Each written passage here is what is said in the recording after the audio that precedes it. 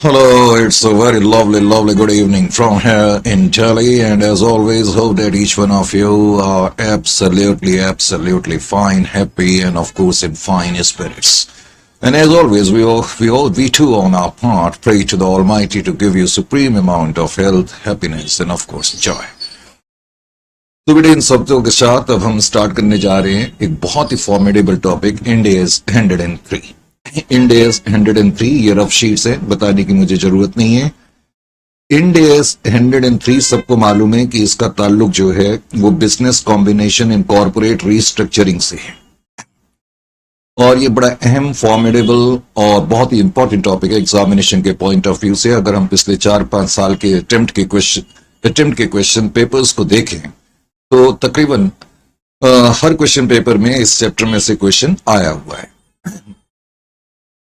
अब इंडियाज 103 जिसका कि ताल्लुक business combination and corporate restructuring से है, हालांकि हम अब इतना लंबा वर्ड बार बार नहीं बोलेंगे, business combination and corporate restructuring, simplicity के लिए हम सिर्फ बिजनेस कॉम्बिनेशन बोलेंगे।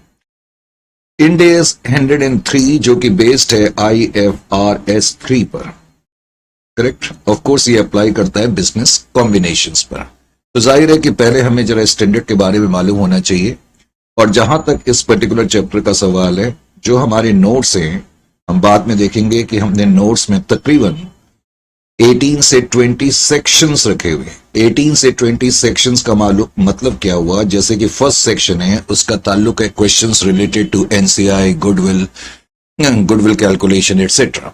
इसी तरह जैसे सेक्शन 2 है उसका ताल्लुक है कॉमन कंट्रोल से। तो कुल मिलाकर के हमने 18 से 20 सेक्शंस रखे हुए हैं, जो अपने आप में इस बात का सबूत है कि ये चैप्टर जो है कितना लंबा है, करेक्ट। इंपॉर्टेंट तो है ही, और ये चैप्टर की लंबाई चौड़ाई भी काफी ज्यादा है। एनीवे, तो चैप्टर को अब हम स्टार्ट करते हैं, जरा समझने की कोशिश करते हैं। बिकॉज ये फॉर्मिडेबल चैप्टर है तो इसलिए अब हमें थोड़ा सा ज्यादा अटेंटिव होकर इसको पढ़ना पड़ेगा। मैं ये नहीं कहूंगा टफ चैप्टर है, थोड़ा सा हमें मेहनत करनी पड़ेगी, डेट्स ऑल। समझने की कोशिश करें। सबसे पहले तो इंडियाज 103 जैसा कि मैंने कहा अप्लाई होता है बिजनेस कॉम्बिनेशन पर। बिजनेस कॉम्बिनेशन सबको वैसे बिजनेस कॉम्बिनेशन का मतलब भी पता है।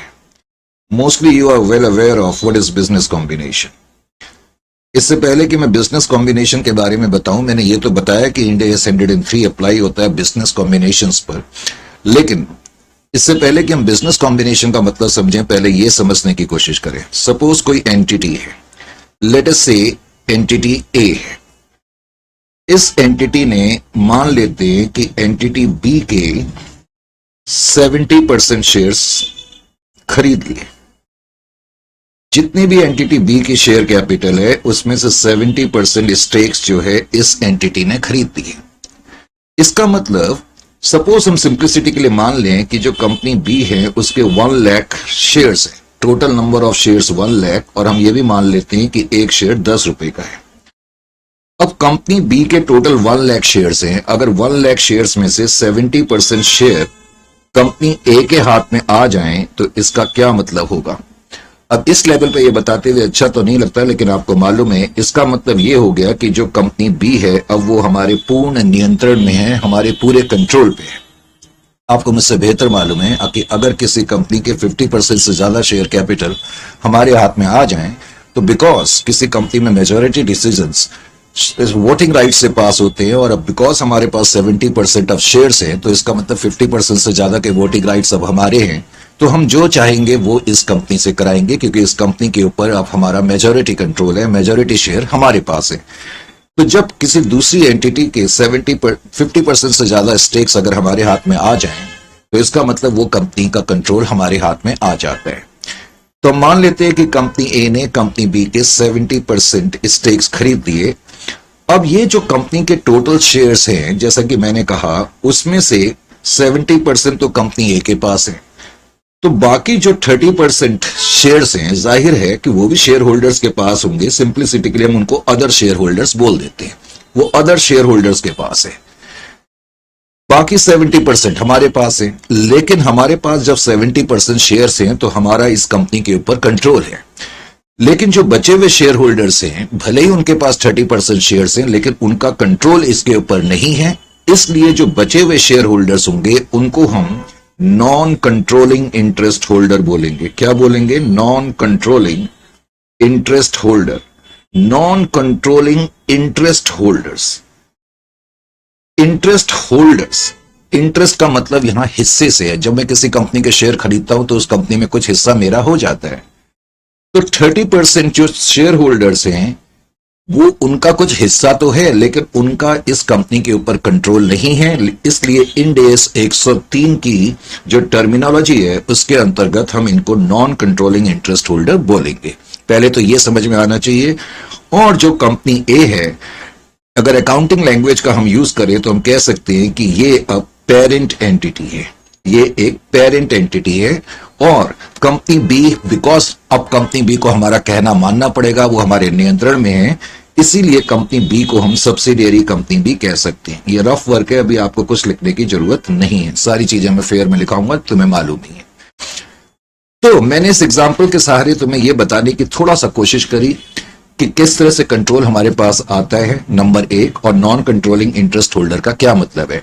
सपोज मैं इस कंपनी के 100% शेयर खरीदता, सपोज मैं 100% शेयर अगर इस कंपनी के खरीद लेता, तो क्या इस केस में कंपनी ए के पर्सपेक्टिव से कोई नॉन कंट्रोलिंग इंटरेस्ट होल्डर होते? कोई भी नहीं होते, क्योंकि 100% कंट्रोल हमारे हाथ में है, तो कोई बचे हुए शेयर होल्डर है ही नहीं। तो तब उस केस में इस कंपनी का कोई भी एनसीआई या नॉन कंट्रोलिंग इंटरेस्ट होल्डर नहीं माना जाता। अभी तक मैंने ये नहीं बताया कि बिजनेस कॉम्बिनेशन क्या है और बेसिकली इंड एस 103 का उद्देश्य, मकसद, ऑब्जेक्टिव क्या है। धीरे धीरे हम सब समझने की कोशिश करेंगे, लेकिन थोड़ा सा पहले कुछ बारीक चीजें पहले समझ लें। इसी एग्जाम्पल को आगे बढ़ा देते हैं। कंपनी ए ने कंपनी बी में 70% स्टेक्स खरीदे, 70% स्टेक्स खरीदे। बिकॉज ये कंपनी हमारे नियंत्रण में है, तो हम ये तो कहेंगे ही कि इस कंपनी का कंट्रोल अब हमारे हाथ में आ गया है। मान लेते हैं कि हमने ये शेयर सिंप्लिसिटी के लिए 1/4/2023 को खरीदे। कंपनी बी के 70% स्टेक्स कंपनी ए ने 1/4/2023 को खरीदे, तो इसको हम बोलते हैं डेट ऑफ कंट्रोल, क्योंकि इस दिन इस कंपनी का कंट्रोल या नियंत्रण हमारे हाथ में आ गया। नंबर 1, हम कहेंगे कि कंपनी ए ने कंपनी बी का कंट्रोल इस तारीख को हासिल कर लिया, और कैजुअली हम कह सकते हैं कि कंपनी ए ने कंपनी बी को एक्वायर कर लिया। Company A acquired company B हम कह सकते हैं, हालांकि बहुत से लोग एक्वायर का मतलब बहुत गलत सेंस में भी ले लेते हैं, और वहीं से फिर आगे की जो क्वेश्चंस होते हैं उनको समझने में या उसकी अकाउंटिंग को समझने में प्रॉब्लम आती है। कई बार जब हम कहते हैं कि कंपनी ए ने कंपनी बी को ले लिया, इनफैक्ट इस पूरे चैप्टर में जब भी मैं ये बोलूं कि कंपनी ए ने कंपनी बी को एक्वायर कर लिया, तो इसका मतलब ये नहीं है कि कंपनी बी का अस्तित्व खत्म हो गया। कंपनी बी का अस्तित्व अभी भी है, सिर्फ ये है कि हमने एक्वायर करने का मतलब है कि इस कंपनी का नियंत्रण या कंट्रोल हमने एक्वायर कर लिया है, ये कंपनी हमारी टर्म्स पे चलेगी, इसमें किसी तरीके का डाउट नहीं है। तो याद ये रखना कि इस पूरे चैप्टर में जब हम कहेंगे, पूरे बिजनेस कॉम्बिनेशन के इस चैप्टर में या इंड एस 103 में जब मैं कहूंगा कि company A acquired company B, तो मेरा कहने का मकसद उस वक्त ये होगा कि कंपनी ए ने कंपनी बी का कंट्रोल एक्वायर कर लिया। कंट्रोल वैसे तो कैसे एक्वायर करा जा सकता है, इससे पहले कि मैं आगे बढ़ूं मैं थोड़ा सा ये भी बता दूं, हालांकि ये चीज कंट्रोल के बारे में हम ज्यादा इंड एस 110 में पढ़ेंगे, क्योंकि इंड एस 110 जो है कंट्रोल से डील करता है। इंड एस 110 जो कि कंसोलिडेशन नाम का एक चैप्टर है आपका, जो कि बहुत हैवी चैप्टर है, तो उसमें हम कंट्रोल के बारे में ज्यादा पढ़ेंगे। कंट्रोल वैसे तो अधिकतर केसेस में वोटिंग राइट्स के थ्रू आता है, जैसा कि अभी मैंने बताया। अगर किसी दूसरी कंपनी के 50% से ज्यादा के स्टेक्स हमारे पास हैं, एक तो कंट्रोल हमारे पास इस तरीके से आ सकता है, जैसा कि मैंने बताया कि ए ने बी के 70% शेयर्स खरीदे, तो ये मोर देन 50% है, तो इसलिए बी का कंट्रोल हमारे हाथ में है। लेकिन कंट्रोल कभी कभी ऐसे भी आ सकता है। मान लेते हैं कि कोई कंपनी सी है, उसने कंपनी डी के केवल 40% शेयर खरीदे। अगर कंपनी सी ने बी के 40% शेयर खरीदे, तो टेक्निकली कंट्रोल हमारे हाथ में नहीं है, क्योंकि ये लेस देन 50% है। लेकिन हम मान लेते हैं कि सी और डी में एक एग्रीमेंट हो गया। एग्रीमेंट ये है कि जो कंपनी डी है उसके जो बोर्ड ऑफ डायरेक्टर्स है, उनको कंपोज करने का अधिकार कंपनी सी का होगा। बोर्ड ऑफ डायरेक्टर को कंपोज करने का मतलब बोर्ड ऑफ डायरेक्टर्स को अपॉइंट करने का, रीअपॉइंट करने का, हटाने का, उनके रेम्यूनरेशन को सेट करने का तमाम अधिकार कंपनी सी के पास होगा। तो इवन दो इस केस में मेरे पास 50% से ज्यादा के वोटिंग राइट्स नहीं है, लेकिन मेरे पास दूसरी कंपनी के बोर्ड ऑफ डायरेक्टर्स को कंपोज करने का अधिकार है, तो मैं कहूंगा कि कंट्रोल मेरे पास आएगा। कंट्रोल कभी कभी ऐसे भी आ सकता है। मान लेते हैं कंपनी ई है और कंपनी ई ने कंपनी एफ के केवल केवल लेट अस से 25% शेयर खरीदे, तो 25% वोटिंग राइट्स हमारे हाथ में है, तो जाहिर है वोटिंग राइट्स के आधार पर तो कंट्रोल हमारे पास नहीं है। लेकिन कभी कभी मैंने कहा कुछ एग्रीमेंट हो जाता है, सेपरेट एग्रीमेंट हो जाता है, दोनों कंपनी आपस में सलाह मशवरा कर करके कुछ डिसाइड कर लेती है। मान लेते हैं कि इन दोनों कंपनियों के बोर्ड ऑफ डायरेक्टर के बीच में सलाह मशवरा हुआ कि जो कंपनी ए है, कंपनी ए के पास राइट होगा कंपनी एफ की रेलिवेंट एक्टिविटीज को डायरेक्ट करने का। रेलिवेंट एक्टिविटीज, अब रेलिवेंट एक्टिविटीज के बारे में मैंने कहा हम इंड एस 110 में पढ़ेंगे। रेलिवेंट एक्टिविटीज का सिंपल वर्ड्स में यहां पर यह समझ लो कि किसी भी कंपनी को चलाने के लिए जो अहम एक्टिविटीज होती है, जिस पर कि कंपनी का रेवेन्यू, कंपनी का रिटर्न डिपेंड करता है, जैसे कि कंपनी की financial policy, operational policy etcetera. तो इस तरह की तमाम रेलिवेंट एक्टिविटीज को डायरेक्ट करने की पावर अगर कंपनी ए के पास है एग्रीमेंट के थ्रू, तो इस केस में भी मैं कहूंगा कि इस कंपनी का कंट्रोल हमारे पास है। तो तुमने देखा कि कंट्रोल एक्चुअली, मैंने कहा अधिकतर तो वोटिंग राइट्स के थ्रू ही पहुंचता है, लेकिन कंट्रोल एग्रीमेंट के थ्रू भी पहुंच सकता है। Is it clear to you और नॉट? ये मैंने सिर्फ थोड़ा सा तुम्हें बताने की कोशिश करी। अब मान लेते हैं कि एक कंपनी ए है और कंपनी ए ने कंपनी बी को एक्वायर करा। बताओ, जब मैंने ये कहा कि कंपनी ए ने कंपनी बी को एक्वायर करा, तो मेरा कहने का क्या मतलब है? अभी मैंने आपको कहा कि इस पूरे चैप्टर में जब मैं बोलूंगा कि एक एंटिटी ने दूसरी एंटिटी को एक्वायर करा, तो इसका मतलब है दूसरी एंटिटी का हमने कंट्रोल एक्वायर करा है। Is it clear to you और नॉट? अब कंट्रोल कैसे आ सकता है वो मैं आपको बता ही चुका हूं। अधिकतर वो वोटिंग राइट्स के थ्रू आता है, लेकिन वो एग्रीमेंट्स के थ्रू भी आ सकता है। खैर, company A acquired company B का मतलब है company A acquired control of company B. अब अकाउंटिंग लैंग्वेज में जिस कंपनी ने कंट्रोल हासिल करा या जिस एंटिटी ने दूसरी एंटिटी को एक्वायर करा, इसको अब हम एक्वायरर बोलेंगे। क्या बोलेंगे? एक्वायरर। इंड एस 103 की परिभाषा में अब हम इसको एक्वायरर कंपनी बोलेंगे। तुम्हें याद होगा इससे पहले तुमने अकाउंटिंग स्टैंडर्ड एस 14 वगैरह करा हुआ है, अमालगमेशन, एब्जॉर्प्शन, रिकंस्ट्रक्शन नाम के चैप्टर्स इससे पहले के लेवल पे आपने करे होंगे। ठीक है, तो तब आप यूज करते थे ट्रांसफरर और ट्रांसफरी कंपनी। अब उस तरह की टर्मिनोलॉजी यहां यूज नहीं होगी, और जो कंपनी बिजनेस हासिल कर रही है, कंट्रोल ले रही है, दूसरी कंपनी को टेक ओवर कर रही है, तो हम उसको बोलेंगे एक्वायरर। और जिस कंपनी को लिया जा रहा है या जिस कंपनी का कंट्रोल लिया जा रहा है, उसको हम बोलेंगे acquiree company. Acquiree, double E, acquiree company. पहले तो तुम्हें एक्वायरर और एक्वायरी का मतलब समझ में आना चाहिए इस इंड एस की परिभाषा के तहत। अब इंड एस 103 बेसिकली किस लिए बना है? इंड एस 103 कब अप्लाई होगा, पहले तो यह भी मालूम होना चाहिए। सपोज मैं एक कंपनी हूं और मैंने कंपनी बी को टेक ओवर करा, और जब मैं बार बार तुम्हें कह रहा हूं, जब भी मैं कहूं मैंने टेक ओवर करा, मैंने एक्वायर करा, तो इसका मतलब मैंने इस पे कंट्रोल हासिल कर लिया किसी भी तरीके से, चाहे वोटिंग राइट से, चाहे एग्रीमेंट से। तो मैंने इस कंपनी को टेक ओवर करा, मैं एक्वायरर कंपनी हूं और ये एक्वायरी कंपनी है। अब क्वेश्चन ये बनता है कि क्या जब एक कंपनी दूसरी कंपनी को टेक ओवर करेगी तो इंड एस 103 अप्लाई होगा या नहीं होगा? तो पहले तो यह समझना जरूरी है, इंड एस 103 कब अप्लाई हो सकता है? अगर मैं जिस कंपनी को टेक ओवर कर रहा हूं वो बिजनेस है। बिजनेस, सर ये क्या मतलब हुआ? ये तो कंपनी है तो इसका बिजनेस तो होगा ही नहीं। अगर ये बिजनेस की परिभाषा को कंप्लीट कर रही है जो कि इंड एस 103 में दी हुई है। अगर मैं किसी कंपनी को टेक ओवर कर रहा हूं और वो कंपनी जो है बिजनेस की परिभाषा को संपूर्ण रूप से पूरा कर रही है, तो तब यह कहा जाएगा कि इंड एस 103 इस पे अप्लाई होगा। मैं कहना क्या चाहता हूं, एक्चुअली इंड एस 103 ने एक टर्म कॉइन करी है, एक टर्म इजाद करी है जिसको कि बिजनेस कहा जाता है। बिजनेस के बारे में इंड एस 103 क्या कहता है कि बिजनेस का बेसिकली मतलब है इनपुट प्लस प्रोसेसेस। क्या मतलब है? Input plus processes. Input plus processes is equal to output. बस इंड एस 103 इतना कह के खामोश हो जाता है। Business is nothing but input plus process is equal to output. अब इसका क्या मतलब निकला? इसका यह मतलब निकला कि मैं अगर किसी एंटिटी को ले रहा हूं तो मैं उस एंटिटी के इनपुट और प्रोसेसेस को टेक ओवर कर रहा हूं। और इनपुट का बेसिकली क्या मतलब है? Group of assets. Group of assets, group of assets. और प्रोसेसेस का मतलब सिंपल वर्ड्स में activities, set of activities, set of activities, set of activities. इनके तमाम ग्रुप ऑफ एसेट और इनके सेट ऑफ एक्टिविटीज को मैं कंबाइन कर करके कुछ आउटपुट प्रोड्यूस कर सकता हूं। आउटपुट का मतलब सिंपल वर्ड्स में है कि मैं कुछ रिटर्न हासिल कर सकता हूं।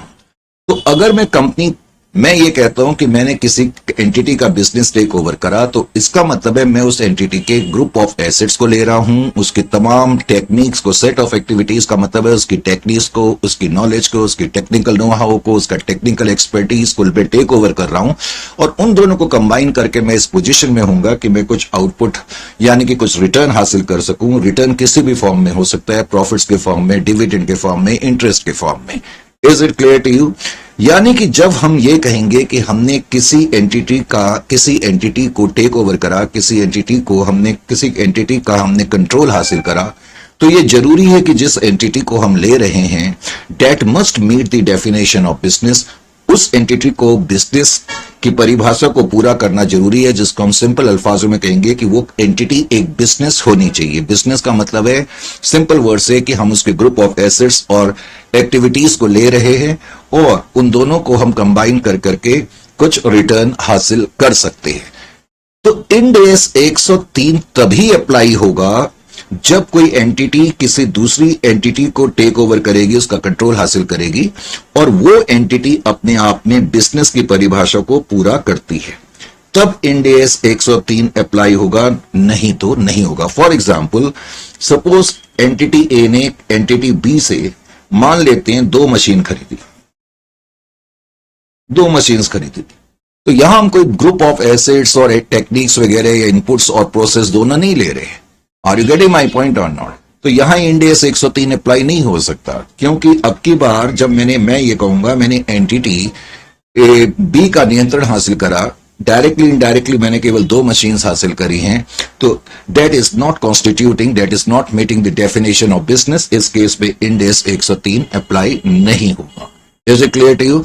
अब आपको यह समझ में आना चाहिए, पहले तो इंड एस 103 कब अप्लाई होगा? जब एक एंटिटी किसी दूसरी एंटिटी को एक्वायर करेगी, टेक ओवर करेगी, इनडायरेक्टली इसका मतलब है उसमें कंट्रोल हासिल करेगी, और वो एंटिटी बिजनेस की परिभाषा को पूर्ण करती होगी, तो तभी इंड एस 103 का जो है वो एप्लीकेबिलिटी आएगी। अब दूसरी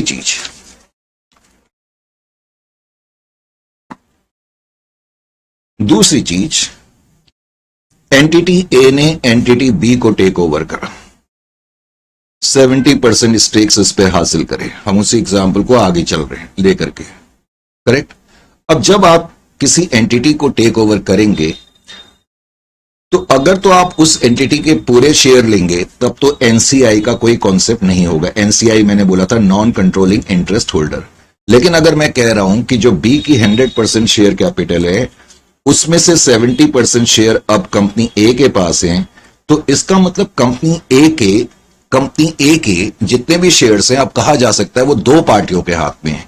एक तो कंपनी ए के हाथ में 70% है, और बाकी 30% जो डिफरेंट शेयर होल्डर हैं, उनके लिए हम एक टर्म यूज कर देंगे, नॉन कंट्रोलिंग इंटरेस्ट होल्डर। यानी कि हम कह सकते हैं कि कंपनी की जितनी भी शेयर कैपिटल है, कंपनी बी की जितनी भी शेयर कैपिटल है, वो कंपनी ए के हाथ में है और नॉन कंट्रोलिंग इंटरेस्ट होल्डर के हाथ में है। मैंने बताया इनको नॉन कंट्रोलिंग इंटरेस्ट होल्डर क्यों कहते हैं, क्योंकि ये भी इस कंपनी के शेयर होल्डर हैं, इनके भी इस कंपनी में इंटरेस्ट है, लेकिन इनका कंट्रोल इस कंपनी के ऊपर नहीं है, इसलिए इनको हम नॉन कंट्रोलिंग इंटरेस्ट होल्डर बोलेंगे, और हमारा इस कंपनी के ऊपर कंट्रोल है। अब ये स्टैंडर्ड क्या कहता है कि जब कोई एंटिटी किसी दूसरी एंटिटी पे कंट्रोल हासिल करती है, मान लेते हैं हमने इस दिन कंट्रोल हासिल करा जिस दिन हमने इन्वेस्टमेंट करी, क्योंकि जिस दिन हम इन्वेस्टमेंट करेंगे इस कंपनी के ऊपर, उसी दिन कंट्रोल हमारे पास आएगा। इसको हम सिंप्लिसिटी के लिए डेट ऑफ कंट्रोल, DOC, या डेट ऑफ एक्विजिशन बोलेंगे। करेक्ट, डेट ऑफ कंट्रोल या डेट ऑफ एक्विजिशन बोलेंगे। जिस दिन ऐसा होगा, और हम ये मान के चलेंगे, ऑनेस्टली स्पीकिंग तुम्हें इस लेवल पे कभी भी ये फाइंड नहीं करना पड़ेगा कि एंटिटी दूसरी एंटिटी बिजनेस है या नहीं, क्योंकि तुम्हें तो सिर्फ इतना ही दिया होगा कि कंपनी ए ने कंपनी बी के इतने इतने परसेंट शेयर एक्वायर करे। तो तुम हमेशा ये मान करके चलोगे कि जिस कंपनी को लिया जा रहा है वो बिजनेस की परिभाषा को मीट कर रही है। करेक्ट। इस दिन आपने कंट्रोल हासिल करा। अब आप एक जनरल एंगल से सोचें, अगर आप किसी कंपनी को टेक ओवर करेंगे, जिस दिन आपने टेक ओवर करा, तो इसका मतलब क्या हुआ? जब मैं कह रहा हूं आपने कंपनी बी को टेक ओवर कर लिया, तो इसका मतलब कंपनी बी के जितने भी एसेट्स हैं, करेक्ट, और कंपनी बी की जितनी भी लायबिलिटीज हैं, इनडायरेक्टली वो अब सारे आपके नियंत्रण में आ गए। Are you getting my point or not? अब कंपनी बी पे आपका कंट्रोल हो गया, और बताने की जरूरत नहीं कि कंपनी बी आपकी अब ये सब्सिडियरी कंपनी है, आप एक पेरेंट कंपनी है, क्योंकि आपका कंट्रोल इसके ऊपर है। इसका मतलब क्या हो गया कि जो आपको अकाउंटिंग होगी, अकाउंटिंग का यहां मेन मकसद क्या है? बाद में तुम्हें कंसोलिडेटेड फाइनेंशियल स्टेटमेंट्स बनानी पड़ेंगी, जो कि बेसिकली तुम्हें इंड AS 110 में पढ़ोगे। वो तुम्हें इंड AS 110 में पढ़ोगे, क्योंकि इंड AS 110 का ताल्लुक कंसोलिडेटेड फाइनेंशियल स्टेटमेंट से है। करेक्ट। अब कंसोलिडेटेड स्टेटमेंट में क्या होता है, जो कि तुम्हें मालूम ही है, जो कंपनी ए है उसके जितने भी एसेट्स और लायबिलिटीज हैं, उन एसेट्स और लायबिलिटीज में तुम इनके जो तुमने एसेट्स और लायबिलिटीज लिए हैं उनको भी ऐड कर दोगे। इस तरीके से हम कंसोलिडेटेड फाइनेंशियल स्टेटमेंट बनाते हैं। पेरेंट कंपनी अपने एसेट और उनकी सब्सिडियरी के एसेट्स को मिलाकर के एक ही स्टेटमेंट में पेश कर देती है, जिसको तुम ग्रुप स्टेटमेंट भी बोलते हो। अब इंड AS 103 क्या कहता है कि जिस दिन तुम कंट्रोल एक्वायर करोगे, अब मैं किसी कंपनी का जब कंट्रोल एक्वायर करूंगा, मैंने बताया उस कंपनी के एसेट्स और लायबिलिटीज को, इसका मतलब है कि मैं अपने नियंत्रण में ले रहा हूं। एक तरीके से मैं ले रहा हूं, और मैं बार बार वर्ड नियंत्रण नहीं कह सकता, इसका मतलब है मैं उस कंपनी के एसेट और लायबिलिटीज को ले रहा हूं। तो इंड AS 103 हमें कुछ गाइडलाइंस देता है। गाइडलाइंस ये देता है कि भाई, एक तो जब आप किसी कंपनी का कंट्रोल हासिल करेंगे, तो डेट ऑफ एक्विजिशन के दिन आपके पास कुछ एसेट्स आएंगे, कुछ लायबिलिटीज आएंगे। बिकॉज आपने कंट्रोल हासिल कर लिया है इस कंपनी के ऊपर, तो इस कंपनी के अब जितने भी शेयर्स हैं, मैंने कहा 70% तो आपके पास है, 30% NCI के पास है। तो इसका मतलब एक नई टर्म NCI का भी जन्म हो जाएगा। और जब मैं किसी कंपनी के एसेट और लायबिलिटी लूंगा, या किसी कंपनी के ये एसेट और लायबिलिटी मेरे पास कैसे आए? क्या ऐसे ही आ गए, फ्री में आ गए? ऐसे तो नहीं हुआ ना। मैंने इस कंपनी पे कंट्रोल हासिल करने के लिए कुछ पैसा खर्च करा। क्या पैसा खर्च करा? मैंने 70% शेयर इस कंपनी के खरीदे। अब 70% शेयर खरीदने के लिए कंपनी ए को कुछ पैसा भी तो देना होगा, या नहीं देना होगा? देना होगा ना। तो मान लेते हैं कि हमने 500 लाख रुपीस इस कंपनी को दिए 70% शेयर खरीदने के लिए। जो पैसा हम दे रहे हैं वो हमारे पॉइंट ऑफ व्यू से परचेज कंसीडरेशन है। परचेज कंसीडरेशन, शेयर्स या कंट्रोल परचेज करने के लिए मुझे कुछ कंसीडरेशन कीमत देनी पड़ रही है। तो जाहिर है कि मैंने, मान लेते हैं 500 लाख रुपीस दी, सिंप्लिसिटी के लिए 500 लाख रुपीस मैंने दिए, और हम सिंप्लिसिटी के लिए मान लेते हैं कि इनके जो नेट एसेट्स हमारे पास आए, एसेट्स माइनस लायबिलिटी, सिंप्लिसिटी के लिए मैंने कहा मान लेते हैं 300 लाख के आए। तो इसका मतलब 200 लाख रुपए मैंने ज्यादा दिए। और अकाउंट्स में अगर मैं ज्यादा दे रहा हूं और मुझे कम मिल रहा है, तो वो मेरे लिए कैपिटल लॉस है, जिसको कि हम गुडविल बोलते हैं। क्या बोलते हैं? गुडविल बोलते हैं। गुडविल जो व्यक्ति या जो एंटिटी पे करती है उसके लिए गुडविल कैपिटल लॉस होता है, जो रिसीव कर रहा है उसके लिए गेन हो सकता है, क्योंकि बहुत से बच्चे गुडविल को हमेशा बेनिफिट के रूप में देखते हैं। ऐसा नहीं है। अगर मैं एक मार्केट में एक शर्ट जिसकी वैल्यू 300 रुपए है, अगर मैं उसको 400 रुपए में लूंगा तो मेरे लिए लॉस है ना पापा। तो इसी तरह से इस कंपनी ने 500 लाख रुपए देकर के, मान लेते हैं इस कंपनी के नेट एसेट्स हासिल करे केवल 300 के, तो इसका मतलब कुछ गुडविल होगी।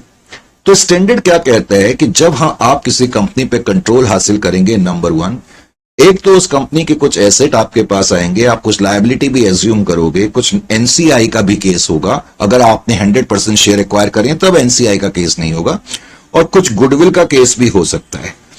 लेकिन अगर मान लो ऐसा होता, मैंने 500 लाख रुपए इस कंपनी को दिए और मेरे पास नेट एसेट 600 लाख के आ जाते, तो उस केस में मुझे फायदा हो जाता, उस केस में कैपिटल गेन हो जाता है, जिसको तुम किसी जमाने में कैपिटल रिजर्व बोलते थे AS14 के थ्रू। लेकिन अब हम कैपिटल रिजर्व की जगह एक नया वर्ड यूज करेंगे, gain on bargain purchase. Gain on bargain purchase, gain on bargain purchase. मान लेते हैं कि इस कंपनी के एसेट और लायबिलिटी, नेट एसेट्स 600 लाख के, 600 लाख के, और मैं इस कंपनी को अब बिजनेस एक्वायर कर रहा हूं, बिजनेस का मतलब इसके नेट एसेट्स एक्वायर कर रहा हूं, और मैं 500 लाख दे रहा हूं, तो यहां तो मुझे फायदा हो गया ना। तो जो फायदा होगा उसको हम गेन ऑन बारगेन परचेज बोलेंगे। तो स्टैंडर्ड क्या कहता है? स्टैंडर्ड, ये जो स्टैंडर्ड है इंड AS 103, जैसा कि मैंने अभी आपको बताया, अभी आपने किसी ने कुछ नहीं लिखना, मैं सब कुछ लिखूंगा, सबको मालूम है मैं इतना खराब काम नहीं करता, ये थोड़ा सा रफ वर्क है।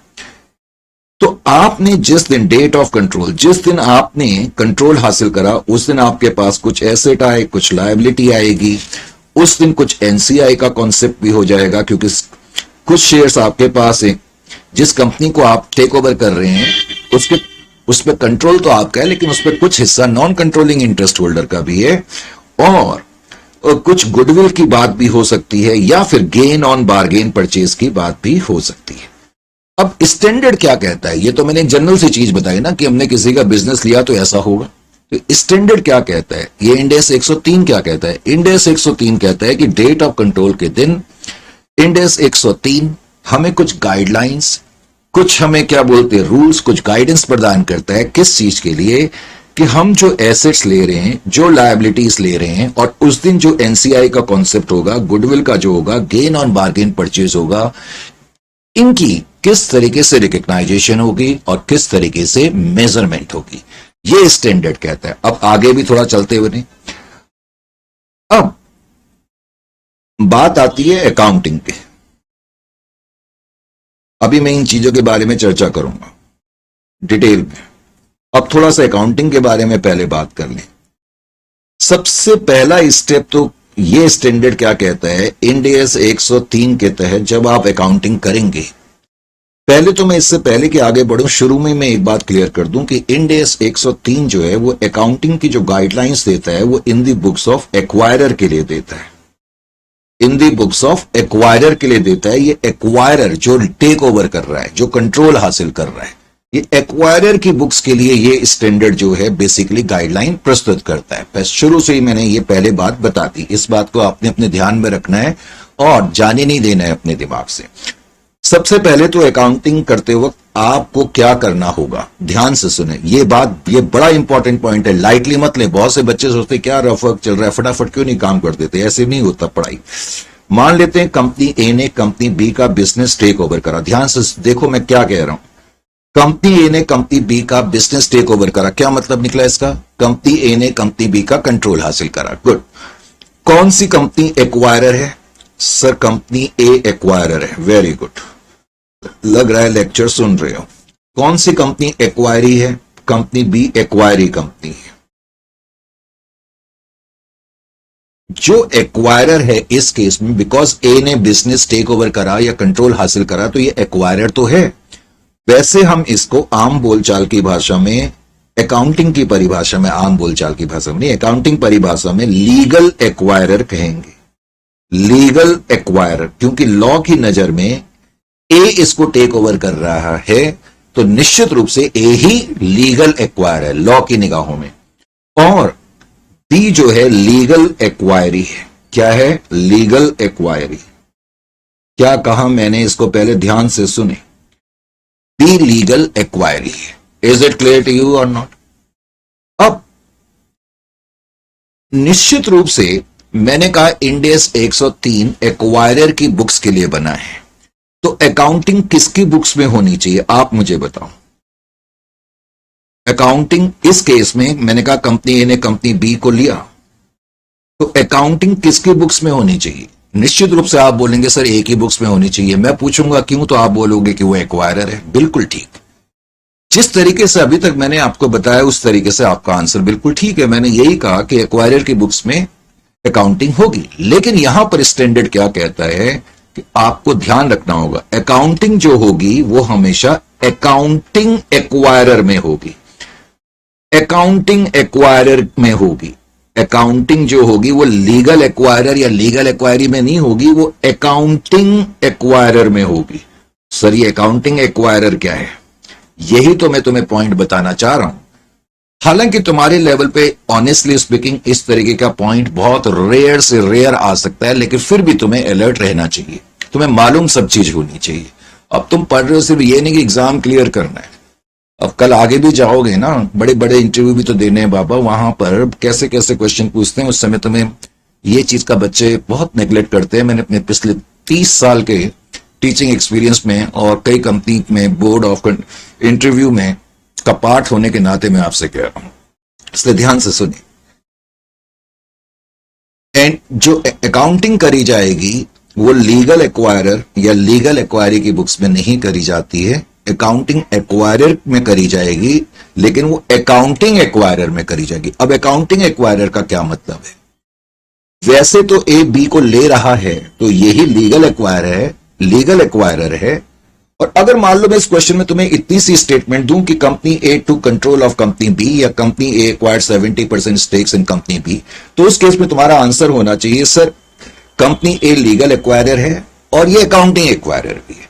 99.9999% लीगल एक्वायरर ही अकाउंटिंग एक्वायरर होगा, क्योंकि तुम्हें क्वेश्चन उसके आगे कभी कुछ देगा ही नहीं। क्वेश्चन की जो बिगनिंग होगी वो ऐसी ही होती है और वहीं तक रहती है कि so and so company acquired so much of control. तो ऐसे केस में आपके पास कोई चारा नहीं है और आपको मानना ही पड़ेगा कि जो लीगल एक्वायरर है वही अकाउंटिंग एक्वायरर होगा। लेकिन कभी कभी, जैसा कि मैंने कहा, जो कि बहुत ही रेयरेस्ट ऑफ रेयर केस है, कभी कभी ऐसा हो सकता है कि जो लीगल एक्वायरी है वो अकाउंटिंग एक्वायरर, कभी कभी ऐसा हो सकता है। और जब ऐसा होता है उसको हम रिवर्स एक्विजिशन बोलते हैं।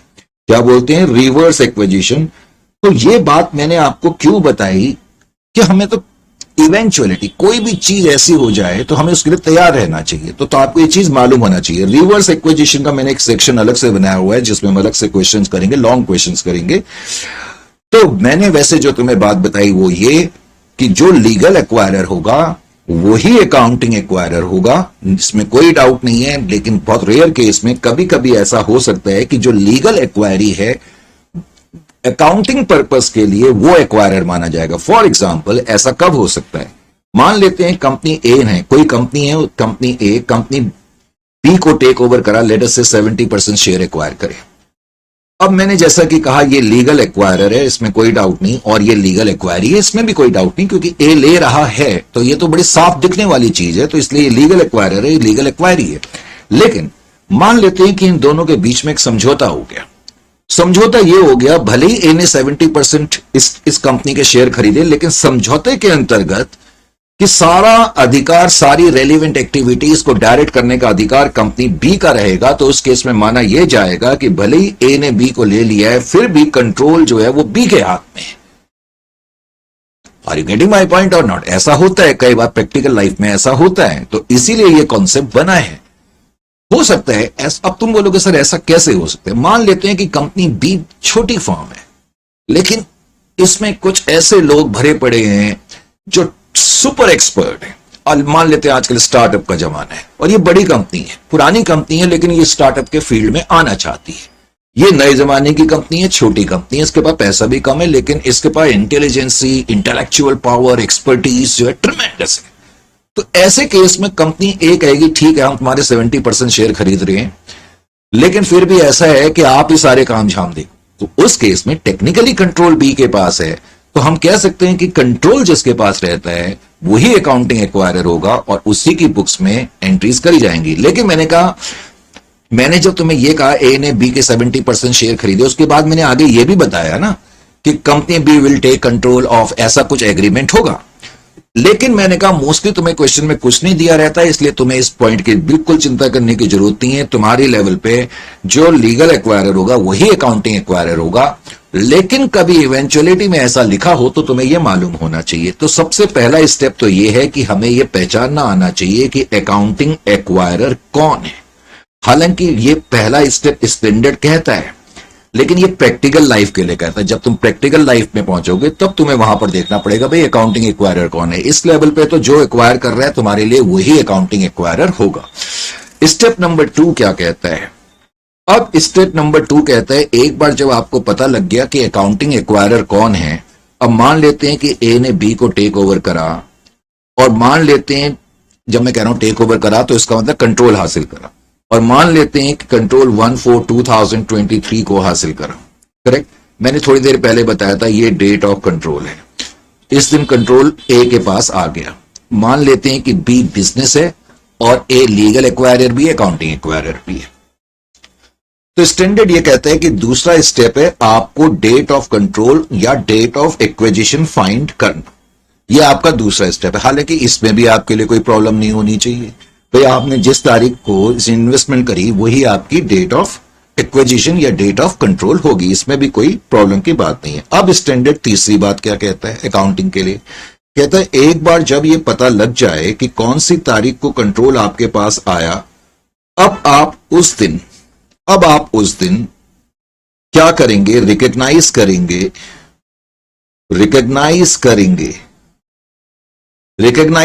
करेंगे? आप रिकॉग्नाइज करेंगे आइडेंटिफाइबल एसेट। अभी मैं शॉर्ट फॉर्म में लिख रहा हूं IFA, आइडेंटिफाइबल एसेट। अब आपने कंपनी बी को टेक ओवर तो करा, कंपनी बी के बहुत सारे एसेट्स हैं, बहुत सारी लायबिलिटीज हैं। अब रिकॉग्नाइज करने का पहले तो मतलब क्या होता है? बहुत से बच्चों को मैंने देखा ये छोटी छोटी चीजें कई बार पता नहीं होती ना, ये बड़ी समस्या हो जाती है।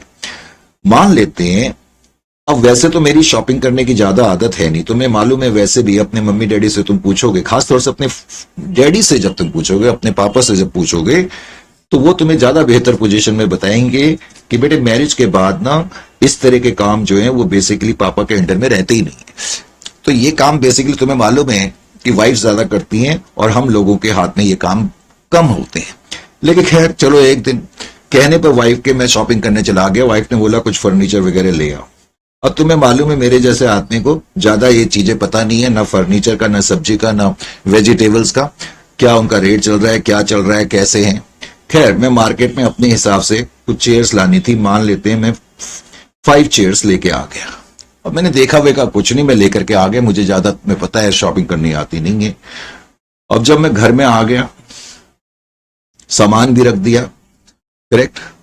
सामान रखने के बाद 1 घंटे के बाद बाप रे, वाइफ का फेस पूरा रेड फेस्ड हो गया और बहुत जोर जोर से मुझे डांट पड़ने लगी। सर क्या बात कर रहे हो? बिल्कुल ठीक कह रहा हूं। तो अपने पापा से पूछना कभी, जब वो सामान लाते हैं तो फिर मम्मी किस तरह से डांटती है आपको, उनको कई बारी। तो ऐसे ही मेरे साथ भी हुआ। उसका कारण क्या था? अब वो 5 में से 2 चेयर का तो हाल इतना बुरा था कि उसके ऊपर तो हम क्या बैठते, उसको अपने ऊपर बैठाना। मैं कहना क्या चाहता हूं, मैं कितनी चेयर लेकर के आया, 1 2 3 4 एंड 5। वाइफ को गुस्सा आया, क्या उटपटांग सामान लेके आए, तुम्हें कुछ आता नहीं है। अब मैं क्या कहता, मैं चुपचाप बैठा रहा। तो 2 चेयर तो वाइफ ने गुस्से में आके कहा उसको फेंक ही दिया। अब जरा समझने की कोशिश कर, मैंने 5 चेयर खरीदी थी, लेकिन 5 में से हमने रिकॉग्नाइज कितने को करा? रिकॉग्नाइज का मतलब, चलो फॉर्चुनेटली वाइफ ने कहा ये 3 चेयर रख लेते। रिकॉग्नाइज करने का मतलब आपके समझ में आ रहा है या नहीं आ रहा? इसका मतलब है पहले तो हम ये देखेंगे कि जो इतने सारे इसके एसेट हैं उसमें से कौन कौन से एसेट को हमने अकाउंट में अपने रखना है। और आइडेंटिफाइबल एसेट का मतलब है ऐसे एसेट जिनकी सेपरेट कॉस्टिंग करी जा सके, सेपरेट वैल्यू निर्धारित करी जा सके, यानी कि उसकी कॉस्टिंग में किसी तरह की प्रॉब्लम ना आए। तो स्टैंडर्ड कहता है कि एक तो कौन कौन से एसेट आप रिकॉग्नाइज करेंगे, ऑफ कोर्स उसके बारे में हम हिदायतें बाद में देखेंगे। तो जिस दिन आपने कंट्रोल हासिल करा उस दिन आप आइडेंटिफाइबल एसेट और लायबिलिटीज जो आपने एज्यूम करी हैं, और मैंने कहा उस दिन एनसीआई का कॉन्सेप्ट भी हो सकता है, और उस दिन गुडविल या गेन ऑन बार्गेन परचेज, इन दोनों में से कोई एक ही चीज होगी। वो डिपेंड करता है कि आपने परचेज कंसिडरेशन ज्यादा दिया या कम दिया। तो जिस दिन आपने कंट्रोल हासिल करा उस दिन आप रिकॉग्नाइज करेंगे identifiable asset, liabilities assumed, NCI को। एनसीआई तभी रिकॉग्नाइज हो सकती है, मैंने कहा जब आपने 100% से कम शेयर, 50% से ज्यादा लेकिन 100 से कम % हासिल करें। और उस दिन आपको क्या नफा हुआ या नुकसान हुआ, कितना कैपिटल लॉस हुआ, कितना कैपिटल गेन हुआ। तो जिस दिन आपने कंट्रोल हासिल करा, पहले तो आपको यह काम करना पड़ेगा। स्टैंडर्ड ये कहता है। अब रिकॉग्नाइज का मतलब तो आपको पता लग गया ना कि रिकॉग्नाइज का मतलब क्या है। रिकॉग्नाइज का मतलब कोई मेजरमेंट नहीं है। रिकॉग्नाइज का मतलब तो है भाई मैं पहले इस चीज को रखूं या नहीं रखूं। Are you getting my point or not? तो अब स्टैंडर्ड फिर आगे क्या कहता है? स्टैंडर्ड कहता है कि एक बार जब आपने ये रिकॉग्नाइज कर लिए तो अब आप इनको मेजर करेंगे। क्या करेंगे? मेजर करेंगे। You will measure them, measurement. अब स्टैंडर्ड मेजरमेंट के बारे में क्या कहता है, जरा ये भी देखें। स्टैंडर्ड मेजरमेंट के बारे में ये कहता है कि आपने ये जितनी भी चीजें एक्वायर करी हैं, करेक्ट, जितने भी आइटम जो मैंने लिखे थे, आइडेंटिफाइबल एसेट, फिर मैंने लिखा था लायबिलिटीज, फिर मैंने लिखा था NCI, is it clear to you? फिर मैंने लिखा था गुडविल या gain on bargain purchase. Standard कहता है ये जितनी भी चीजें आपने ये जितनी भी चीजें आपने रिकॉग्नाइज करी हैं, इनको आप फेयर वैल्यू पे मेजर करेंगे। किस पे मेजर करेंगे? फेयर वैल्यू पे करेंगे। ये क्या कहता है? स्टैंडर्ड कहता है। लेकिन अब हम ये देखेंगे, स्टैंडर्ड ये तो कह देता है कि हमने जितने भी assets, liability, NCI, goodwill, GOBP recognise करा है, इनको हमें फेयर वैल्यू पे मेजर करना है। लेकिन इसके कुछ अपवाद हैं। अब प्रॉब्लम क्या होता है, जो टेक्स्ट बुक्स होती हैं उसमें ये अपवाद लिखे जाते हैं ना, बच्चों की समझ में नहीं आते। एक मिनट में जरा रफ शीट्स ले लूं। आज रफ शीट्स काफी ज्यादा लग गई हैं अभी तक फेयर, क्योंकि पहली क्लास में जनरली फेयर काम हो नहीं पाता है इस स्टैंडर्ड में। ये फेयर काम आपको पता है मैं इस तरह की शीट्स में करूंगा। अभी बेसिकली ओवरव्यू चल रहा है, पहले आप अपने को अच्छी तरह से चीजों से वाकिफ कर लें। तो जितने भी ये मेजरमेंट की बात मैंने बताई, तो मेजरमेंट जो होगा वो किस पे होगा, ये अब आपको पता लग गया। मेजरमेंट इन चीजों का किस पे होगा? फेयर वैल्यू पे। लेकिन जैसा कि प्रैक्टिकल लाइफ में हर चीज होती है, हर चीज के अपवाद होते हैं, तो इनके भी कुछ अपवाद हैं।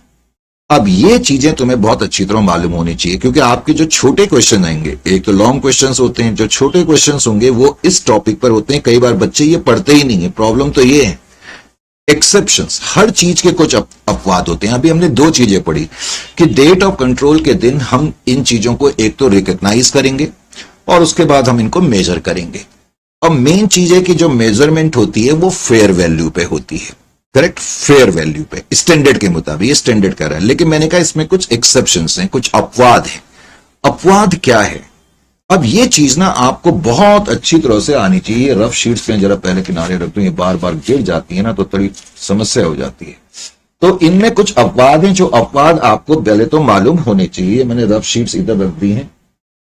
हाँ, एक्सेप्शंस की बात चल रही, तो हर चीज के कुछ एक्सेप्शंस हैं, इसमें भी कुछ एक्सेप्शन है। पहला एक्सेप्शन क्या है? पहले तो ये चीज आपको मालूम होनी चाहिए, इसको हम बोलेंगे एक्सेप्शन टू रिकॉग्नाइजेशन प्रिंसिपल।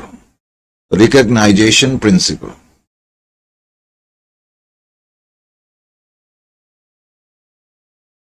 पहले तो जनरल रूल क्या है कि जिस एंटिटी को आपने टेक ओवर करा, उसके जितने भी आइडेंटिफाइबल एसेट हैं और जो जो लायबिलिटीज आपने एज्यूम करी है, उनको आप रिकॉग्नाइज करेंगे। ये तो जनरल रूल है, ये तो रूल है।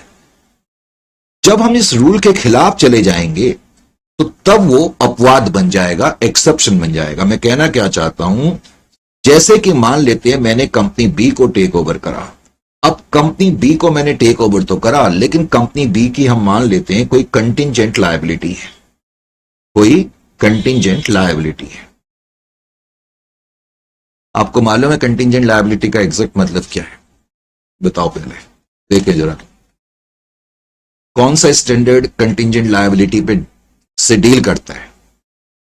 एक तो एग्जिस्टिंग अकाउंटिंग स्टैंडर्ड 29 और जो इंड एएस है वो इंड एएस 37।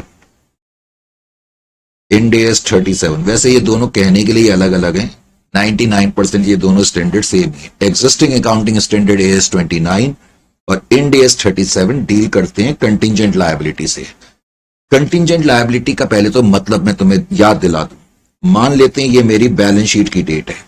आपको मालूम है ना, बैलेंस शीट की डेट को रिपोर्टिंग डेट भी कहते हैं, इससे हम रिपोर्ट करते हैं।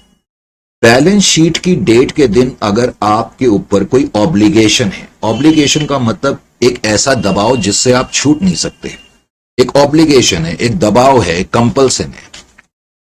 मान लेते हैं कि बैलेंस शीट के दिन आपका कोई केस चल रहा है किसी के खिलाफ, कोई केस अभी रनिंग में है, किसी पार्टी ने आपके ऊपर या आपके एंटिटी के ऊपर कोई केस करा हुआ है, वो केस अभी चल रहा है। लेकिन एक बात साफ है कि अगर वो केस आप हार जाओगे तो आपको कंपनसेशन देना पड़ेगा, तो इस ऑब्लिगेशन से आप बच नहीं सकते। बैलेंस शीट के दिन बिकॉज ये केस चल रहा है तो आपके ऊपर एक ऑब्लिगेशन तो है, लेकिन क्या आपको पैसा देना पड़ेगा या नहीं देना पड़ेगा, इस बात का पता फ्यूचर कोर्स ऑफ एक्शन से चलेगा।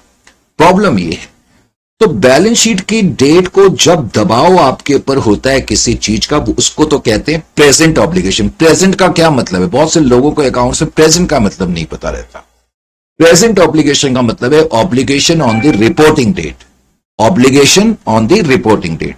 क्योंकि रिपोर्टिंग डेट का मतलब उस दिन आपने फाइनेंशियल तैयार कर रहे हैं, नंबर वन। नंबर टू, अगर आपको यह लगता है कि फ्यूचर में probability of outflow of funds है, अगर आउटफ्लो ऑफ फंड्स की प्रोबेबिलिटी है, तब तो हम इसे रिकॉग्नाइज करेंगे लायबिलिटी के रूप में।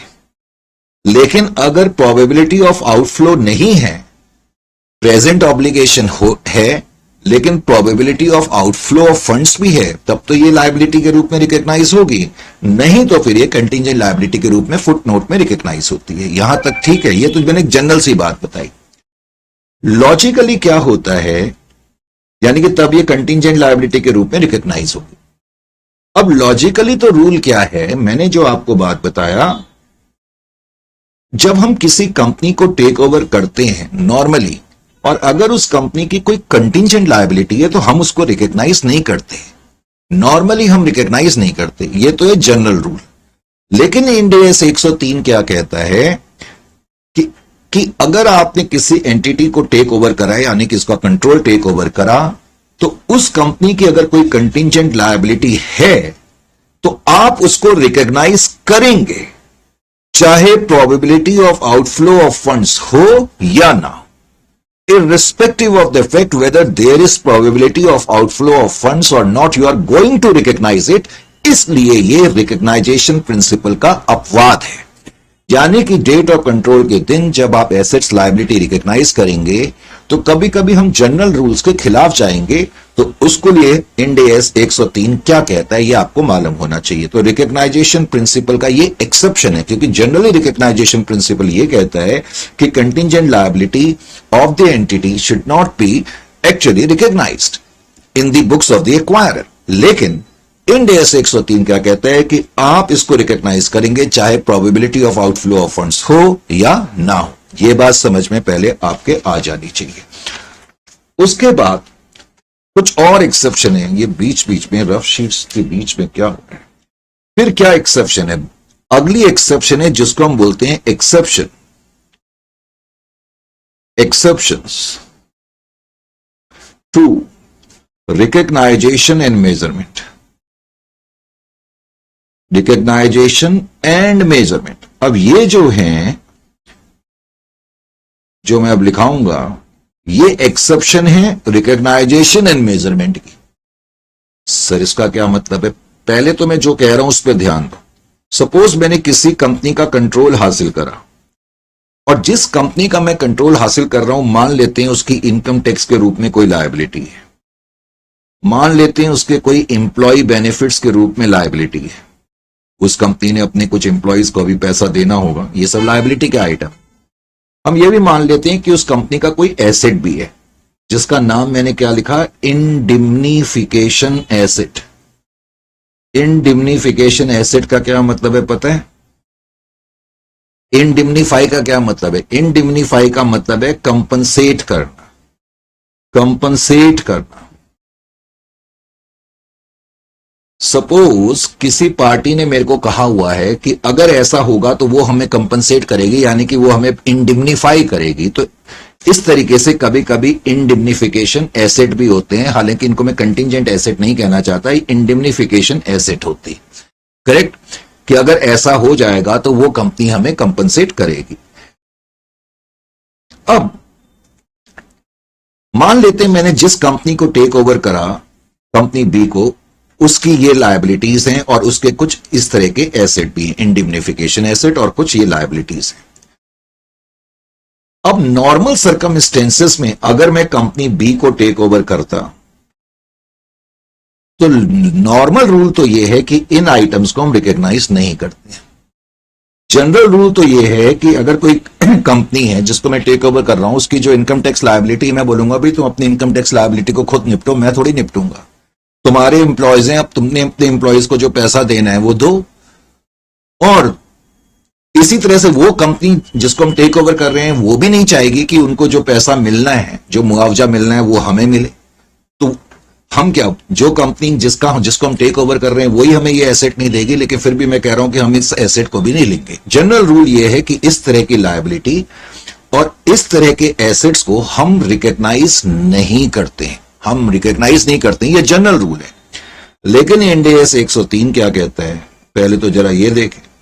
अब इंड AS 103 ये कहता है कि हम इन सबको रिकॉग्नाइज करेंगे, यानी कि इन सबको भी रिकॉग्नाइज करेंगे, इनकम टैक्स को भी, एम्प्लॉय बेनिफिट्स को भी और इंडिम्निफिकेशन एसेट्स को भी हम रिकॉग्नाइज करेंगे। इसलिए ये रिकॉग्नाइजेशन प्रिंसिपल का अपवाद बनते, क्योंकि जनरल रूल है कि इनको रिकॉग्नाइज नहीं करते, लेकिन हम इनको रिकॉग्नाइज करेंगे इंड AS 103 के अंतर्गत। अब ये जो आइटम्स है, मैंने कहा exception to recognisation and measurement. अभी अभी मैंने बताया कि जो एसेट्स और लायबिलिटीज हम टेक ओवर करेंगे उनको हम फेयर वैल्यू पे मेजर करेंगे, लेकिन ये स्टैंडर्ड क्या कहता है कि तुम इनको पहले तो रिकॉग्नाइज करोगे और जब इनको मेजर करोगे तो फेयर वैल्यू पे नहीं करोगे। तो इसलिए ये फेयर वैल्यू का अपवाद हो गई। सर इनको फेयर वैल्यू पे नहीं करना, बिल्कुल नहीं करना। इनको कौन सी वैल्यू पे करेंगे? ऑनेस्टली स्पीकिंग कौन सी वैल्यू पे करेंगे? मैं कहूं बुक वैल्यू पे तो ऐसा भी नहीं है। कई बार एग्रीड वैल्यू हो सकती है, प्रेजेंट वैल्यूज हो सकती हैं और बुक वैल्यूज हो सकती हैं, लेकिन हम इनको फेयर वैल्यू पे मेजर नहीं करते। इसलिए कहा जाता है कि ये जो आइटम्स हैं ये रिकॉग्नाइजेशन प्रिंसिपल का भी अपवाद है और मेजरमेंट प्रिंसिपल का भी अपवाद है। बात समझ में आ गई? तो ये बारीक चीजें तुम्हें मालूम होनी चाहिए। तो हमने क्या अपवाद देखे? एक तो हमने कंटिंजेंट लायबिलिटी को देखा जो कि रिकॉग्नाइजेशन प्रिंसिपल का अपवाद है। फिर हमने ये आइटम देखे अभी सेकंड केस में जो कि रिकॉग्नाइजेशन और मेजरमेंट दोनों के अपवाद है, इनकम टैक्स, एम्प्लॉय बेनिफिट्स और इंडिम्निफिकेशन एसेट। अब एक तीसरी चीज आ गई, वो सिर्फ मेजरमेंट का अपवाद है। वो मेजरमेंट का अपवाद है, मेजरमेंट का अपवाद, एक्सेप्शन टू मेजरमेंट प्रिंसिपल। अब मेजरमेंट प्रिंसिपल का जो अपवाद है वो क्या है आइटम? जैसे कि री एक्वायर्ड राइट्स। सर ये कैसे कैसे नाम ले रहे हो, ये क्या है? एसेट है, लायबिलिटी है? बेटा ये एसेट ही है। री एक्वायर्ड राइट्स, री एक्वायर्ड राइट्स का क्या मतलब होगा? जैसे मान लेते हैं, तुम्हें तो हर चीज समझानी पड़ती है ना। मान लेते हैं कि कोई कंपनी है E1 और मान लेते हैं ये कंपनी जो है सॉफ्टवेयर में डील करती है और इनकी टेक्नोलॉजी बड़ी फेमस है।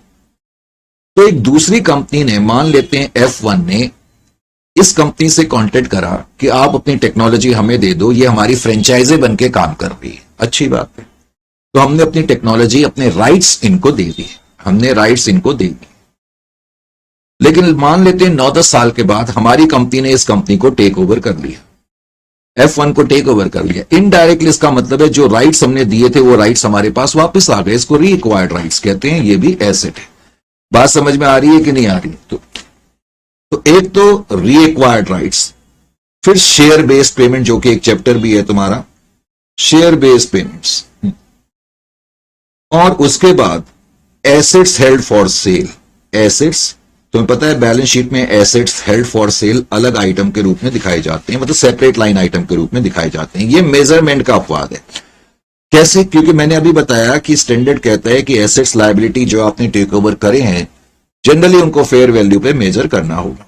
लेकिन अगर ये आइटम तुम टेक ओवर कर रहे हो, करेक्ट, जिस एंटिटी को तुम टेक ओवर कर रहे हो, अगर उसके ये आइटम्स हैं तो तुम्हें लेने पड़ेंगे। लेकिन तुम उनको मेजर कैसे करोगे? क्या फेयर वैल्यू पे करोगे? तो स्टैंडर्ड क्या कहता है कि इनको हम फेयर वैल्यू पे नहीं करेंगे। फिर कैसे मेजर करेंगे? इन पर्टिकुलर एसेट से रिलेटेड जो स्टैंडर्ड हैं, इनसे रिलेटेड जो रिस्पेक्टिव स्टैंडर्ड हैं, उसके हिसाब से, उनकी गाइडेंस के हिसाब से इनको वैल्यू करा जाएगा। जैसे कि हम बाद में देखेंगे एसेट्स हेल्ड फॉर सेल जो है इंड AS 105 के अंतर्गत आता है। तो इंड AS 105 के अंदर जो है वो रूल ये है, fair value less cost to sell. अभी तुम्हारे को एकदम से वर्ड समझ में नहीं आएगा, तो fair value less cost to sell पे अधिकतर ये मेजर करे जाते हैं। और इसी तरह शेयर बेस्ड पेमेंट वगैरह बाद में हम देखेंगे, इंड एस 102 के तहत आता है। इसी तरह से ये इंटेंजिबल एसेट के अंतर्गत आता है। तो इन रिस्पेक्टिव जो एसेट्स की गाइडलाइंस है उसके अंतर्गत हमें इनको मेजर करना पड़ता है। तो ये चीजें स्टैंडर्ड में हैं, ये चीजें तुम्हें मालूम होनी चाहिए। फाइनली फिर स्टैंडर्ड क्या कहता है, जिस दिन तुम टेक ओवर करोगे, एसेट्स लायबिलिटी के बारे में तो बात करी, उस दिन तुम्हें गुडविल भी कंप्यूट करनी पड़ेगी, गुडविल या गेन ऑन बार्गेन परचेज। अब गुडविल या गेन ऑन बार्गेन परचेज कैसे कंप्यूट करते हैं, इसके लिए आप 2 मिनट का मुझे टाइम दें, या 2 मिनट का, चलो मैं 5 मिनट का आपको रेस्ट दे देता हूं। 5 मिनट के रेस्ट के बाद फिर हम इसको कंटिन्यू रखेंगे, ठीक है? 5 मिनट का रेस्ट।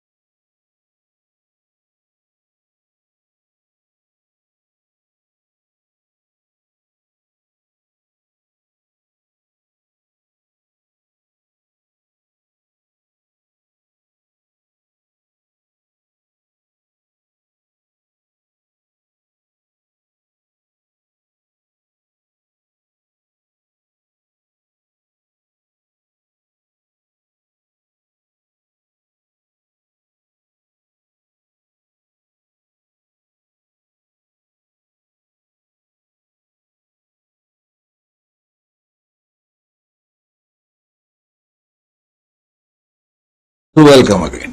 तो बेटे लास्ट ब्रेक से पहले, फिर मैं लास्ट सेशन कहने वाला था, ब्रेक से पहले मैंने बताया फिर हमें गुडविल और gain on bargain purchase compute करना आना चाहिए। गुडविल या गेन ऑन बार्गेन परचेज कैसे कंप्यूट करेंगे ये मैं डायरेक्टली आपको ऐसे समझा देता हूं। सपोज कोई कंपनी ए है, ठीक है, कंपनी ए ने हम मान लेते हैं इस तारीख को, ये डेट ऑफ कंट्रोल है, कुछ भी मान लो, डेट ऑफ कंट्रोल 1/4/2023 मान लेते हैं कि कंपनी ए ने कंपनी बी में इस 70% स्टेक्स खरीदे। शुरू से मैं यही कह रहा हूं, इसलिए मैंने वही टर्म रखी। हम ये भी मान लेते हैं कि 70% स्टेक्स खरीदने के लिए हमने 700 लाख रुपीस इनको दिए, 700 लाख रुपीस दिए। 70% हमने स्टेक्स का मतलब उनकी शेयर कैपिटल खरीदी, उनके शेयर्स खरीदने के लिए जो जितने भी शेयर्स थे कंपनी बी के, उसमें से 70% शेयर हमने खरीदे और हमने 700 लाख रुपीस दिए। Correct, number one. Date of control के दिन हम मान लेते हैं कि जो कंपनी बी है उसके जो एसेट्स हैं, सिंप्लिसिटी के लिए मैं मान लेता हूं कि उसके जो एसेट्स हैं वो हैं 1,800 लाख के एसेट्स। ये उनकी फेयर वैल्यू है, एसेट्स की फेयर वैल्यू 1,800 लाख है, और उनकी जो लायबिलिटीज हैं उनकी फेयर वैल्यू हम मान लेते हैं 900 लाख की। चलो हम मान लेते हैं 800 लाख की। करेक्ट, 800 लाख की लायबिलिटीज। इसका मतलब जो कंपनी बी है उसके जो नेट एसेट्स हैं सिंप्लिसिटी के लिए उसको हम 1000 बोल सकते हैं कि नहीं। अब मुझे गुडविल कंप्यूट करनी है, तो गुडविल कंप्यूट करने के लिए स्टैंडर्ड क्या कहता है, सबसे पहले तो आप क्या करेंगे, 100% ऑफ स्टैंडर्ड की लैंग्वेज के मुताबिक 100% of net identifiable asset. Net का मतलब ही होता है assets minus liability. 100% of net identifiable assets को लिखेंगे। 100% ऑफ नेट आइडेंटिफाइबल एसेट्स का क्या मतलब हो गया, जिस कंपनी को मैंने टेक ओवर करा उसके एसेट्स 1800, लायबिलिटी 800, तो 1000 का 100% 1000 ही होगा। यानी कि नेट एसेट्स की जो भी वैल्यू है वो 100% हम लिखेंगे। अब उसके बाद मैं क्या करूंगा, इसमें से मैं लेस करूंगा। देखो ये कंपनी बी है ना, ये भूलना नहीं है, और ये भी भूलना नहीं है कि कंपनी बी में आपके 70% स्टेक्स हैं, तो 30% स्टेक दूसरों के भी तो हैं। ये जो अदर शेयर होल्डर्स हैं इनको नॉन कंट्रोलिंग इंटरेस्ट होल्डर बोलेंगे, और हम तो पेरेंट एंटिटी हैं, इसमें कोई डाउट थोड़ी है। तो इसका मतलब हम जब किसी कंपनी में इन्वेस्टमेंट करते हैं तो उस कंपनी के नेट एसेट्स में हमारे हिस्से बन जाते हैं in proportion to our shareholding. Because हमारे 70% स्टेक हैं, तो इस कंपनी के जो नेट एसेट्स हैं उसमें 70% स्टेक्स हमारे हैं और 30% नॉन कंट्रोलिंग इंटरेस्ट होल्डर के। तो डेट ऑफ कंट्रोल के दिन उनके नेट एसेट्स 1000 हैं। अब उसमें से 30% जो है वो एनसीआई को बिलोंग करते हैं, क्योंकि एनसीआई का प्रपोर्शन 30% है। अब 30% ऑफ 1000 में देखूं तो 30% तुम्हारा आ जाएगा 300। किसी कारण से तुम एक काम कर लो, इसको 600 कर लो लायबिलिटीज को, किसी कारण से। करेक्ट, कोई बात नहीं, मैं कुछ समझाने के लिए कर रहा हूं। 1200 नेट एसेट्स हो गए, तो 1200 में लिख देता हूं, 1800 माइनस 600। अब 1200 का अगर मैं 30% देखूं तो कितना आ जाएगा, इंटू 30%, दैट इज 360 आ जाएगा। यानी कि जो डेट ऑफ कंट्रोल के दिन एक्वायरी कंपनी के नेट एसेट्स 1200 हैं, लेकिन उस 1200 में से 300 जो हैं, 300 पे हक जो है वो अदर शेयर होल्डर का है। तो इसका मतलब जो बच गए, अब मैं 1200 में से माइनस कर देता हूं ये, तो बच कितना गया, 840 बच गया। इसका मतलब डेट ऑफ कंट्रोल के दिन जब हमने इन्वेस्टमेंट करी तो हमारे हिस्से में, जिसको मैं बोलूंगा share of acquirer, share of acquirer, हमारे हिस्से में इतने नेट एसेट्स आए। ये कहा जा सकता है, ये कहा जा सकता है या नहीं कहा जा सकता सर? बिल्कुल कहा जा सकता है। लेकिन इतने एसेट हासिल करने के लिए आपको कंसीडरेशन कितना देना पड़ा, कीमत कितनी देनी पड़ी, कितना पैसा खर्च करा आपने 70% स्टेक्स खरीदने के लिए? 700 लाख रुपए, 700 लाख। तो इसका मतलब आपके पास नेट एसेट्स तो ज्यादा है, 840 रुपए का सामान आया लेकिन आपको कीमत केवल 700 देनी पड़ी, तो ये जो डिफरेंस होगा इसको मैं बोलूंगा gain on bargain purchase. Gain on bargain purchase, अब की बार आपको फायदा हो गया क्योंकि जो आपने कीमत अदा करी वो कम है जो आपके पास आ रहा है उसके मुकाबले। लेकिन सपोज आपका हिस्सा, वैसे ही बता रहा हूं, सपोज आपका हिस्सा 600 ही होता सपोज, और 700 रुपए आपने पेमेंट करी होती, तो उस केस में 100 लाख रुपए गुडविल होती। जब कंसीडरेशन ज्यादा होगा आपके हिस्से के नेट एसेट से तो गुडविल होगी, otherwise gain on bargain purchase होगा। वैसे मैं एक बात आपको यह भी बताता चलो, जहां इतनी बात मैंने बता दी है, गेन ऑन बार्गेन परचेज वैसे कभी आ ही नहीं सकता, कभी भी नहीं आ सकता। सपोज आपका एक बिजनेस है, उस बिजनेस की वैल्यू देखने के लिए तुम क्या करोगे, नेट एसेट्स लोगे ना। मान लेते हैं आपके बिजनेस 1000 करोड़ के बराबर है, अगर आपके बिजनेस की वैल्यू 1000 करोड़ के बराबर है तो क्या आप मुझे 1000 से कम पे बेचोगे? नहीं बेचोगे।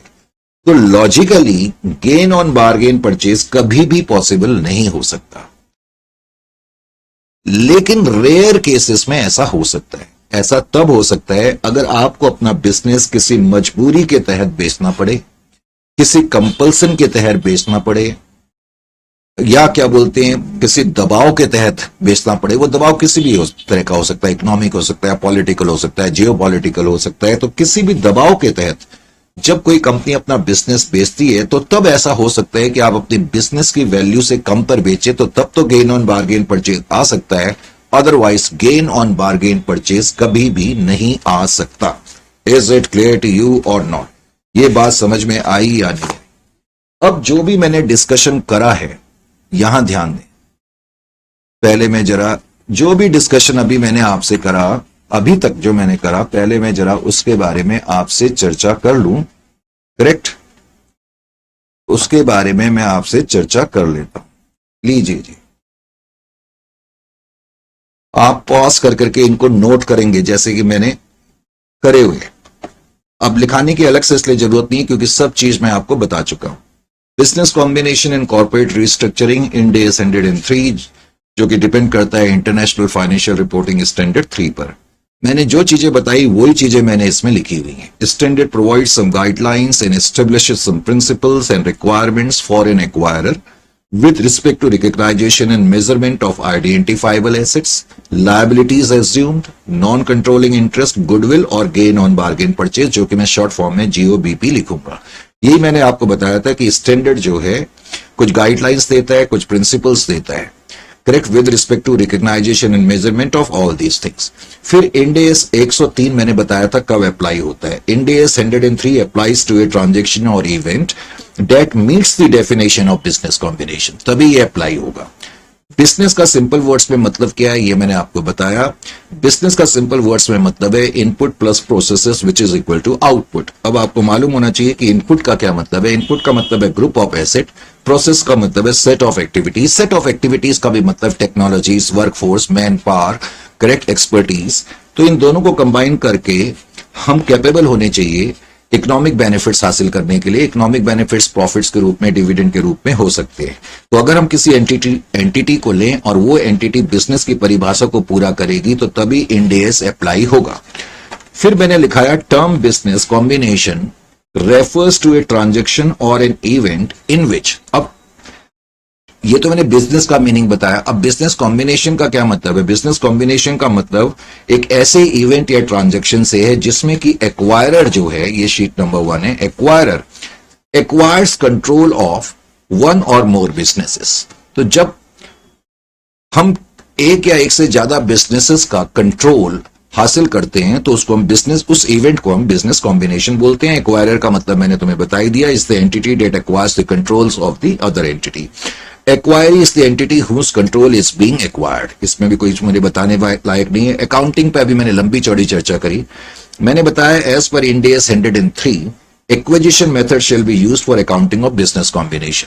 हाँ, इंड AS 103 ये कहता है कि जब एक्वायरर अपनी बुक्स पे अकाउंटिंग करेगा तो उस मेथड को हम बोलते हैं एक्विजिशन मेथड। एक्विजिशन मेथड के अंतर्गत अकाउंटिंग करते वक्त मैंने जो बताया था वही चीजें अब यहां मैंने लिखी हैं। स्टेप, पहला स्टेप है आइडेंटिफाइंग द एक्वायरर। मैंने आपको बताया था कि बेसिकली जो अकाउंटिंग होगी, identifying the acquirer means identifying the accounting acquirer, क्योंकि बेसिकली अकाउंटिंग एक्वायरर की बुक्स में हो सकती है। ऐसा इसलिए कहा गया है क्योंकि कभी कभी लीगल एक्वायरर जरूरी नहीं है कि अकाउंटिंग एक्वायरर हो, हालांकि 99.99% लीगल एक्वायरर ही अकाउंटिंग एक्वायरर होता है, लेकिन रेयर केस में एक्वायरी भी अकाउंटिंग पर्पस के लिए एक्वायरर हो सकता है। फिर मैंने बताया था डिटर्मिनेशन ऑफ एक्विजिशन डेट। तो डिटर्मिनेशन ऑफ एक्विजिशन डेट का वही मतलब है जिस दिन कंट्रोल आपके पास आया। तो ये बेसिकली पहले और दूसरे स्टेप की आपको अकाउंटिंग करते वक्त कभी जरूरत पड़ेगी नहीं, लेकिन जस्ट फिर भी अब मैंने लिखाना था, मैंने लिखाया।